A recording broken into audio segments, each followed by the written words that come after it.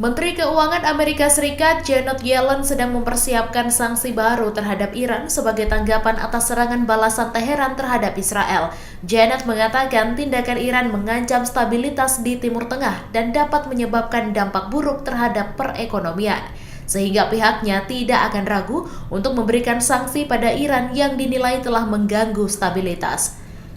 Janet juga menegaskan Departemen Keuangan Amerika Serikat akan bekerja sama dengan sekutu untuk memberikan sanksi baru pada Iran.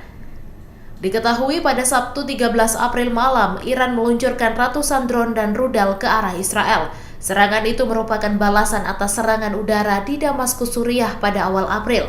Israel mengklaim berhasil mencegat sebagian besar drone dan rudal yang diluncurkan Iran. Upaya itu dibantu oleh Amerika Serikat, Inggris, Prancis, dan Yordania. Download Tribun X sekarang, menghadirkan lokal menjadi Indonesia.